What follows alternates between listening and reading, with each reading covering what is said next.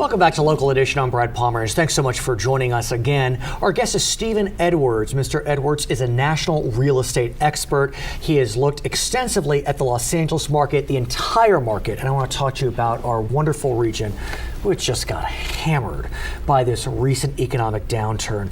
Talk to us about where the LA metro region was a year or two ago, in the worst of it. Yeah, well, that was really the beginning of the crash, of course.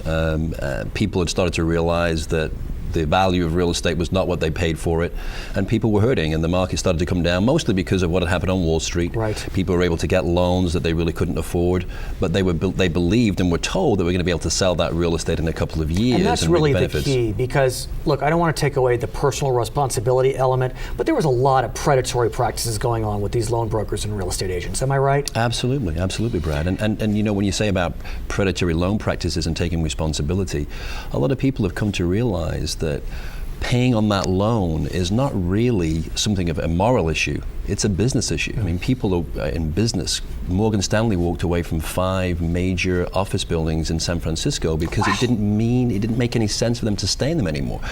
But people are being guilted in some cases into staying in their home, which is worth 50% of what they paid for it, because they're led to believe it's a moral issue that they've signed a document for something. But what about credit? If you walk away, your credit really gets done. It does, and that is an issue. However, what people are coming to realize, we call this strategic foreclosure, strategic default, where people are saying, for me to walk away from this mortgage, from this loan, it's going to take me a number of years to repair my credit. However, it's going to take me 30 years to pay back that loan on a property that may not be worth what I paid for it in 30 years. So people are saying, well, I can, stay in this house until the foreclosure happens. They save their payments up, and then they look for a house that they can lease option or rent to own when they leave that home. Let's talk about today. How do you see the Los Angeles market looking? And I'm talking about the whole region. Right. LA County, Riverside, San Bernardino, Orange, this greater LA area. Southland, yeah. Well, right now, last month and last 3 months, the number of home sales has declined, gone down last 3 months in a row. However, the median house price is starting to go up a little bit.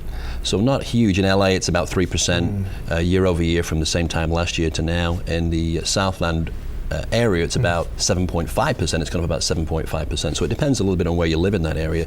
But house prices are starting to come back up. Is that good?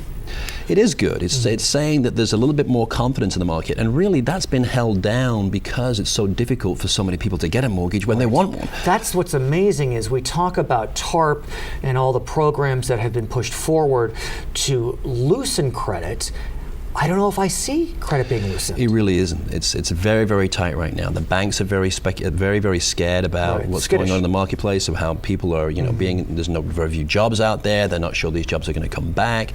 So they're holding on to their money. And of course, they are finding that they can go and take that money and invest it still in derivatives, which are the CDOs and the but that's what got us in the problem. But there's been no more regulation on it, so they're continuing to invest in those things and make tremendous profits. And the alternative is what? To put it back in a marketplace where they're unsure, they don't know how people are going to be able to recover. So let's look into the future. 2011, 2012, do you see house prices going up? Do you see defaults going down?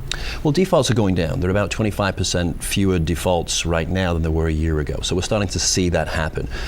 House prices will continue to go up a little bit, because right now in some areas you can buy a house for less money than it would cost to rebuild it, to buy the land and actually rebuild the home. So we're going to see increases. Are they going to be dramatic? No. You're not going to buy a house today and say, well, in a year's time I'm going to make $30,000, $40,000, $50,000. Those days are over. Absolutely. However, what a lot of investors are doing now is coming in buying houses for cash in the $170,000 to $200,000 mark, and they're realizing that people are going to need somewhere to live. People who have been in foreclosure, they have to rent. So they're going to rent them out, or they're going to rent to own or lease option. Stephen, thank you so much for joining us. He's Stephen Edwards, national real estate expert. I'm Brad Pomerance. Back to HLN. Today, everything you need to be entertained is ready and waiting right inside your home. Thanks to Charter Digital Cable. Sign up and you get over 100 of the most popular channels, all in crystal clear quality and sound. Plus an easy-to-use program guide that makes it simple to find all your favorites. More drama, more news, more laughs for less. Suddenly, staying in is in again. Bring your home to life with Charter Digital Cable.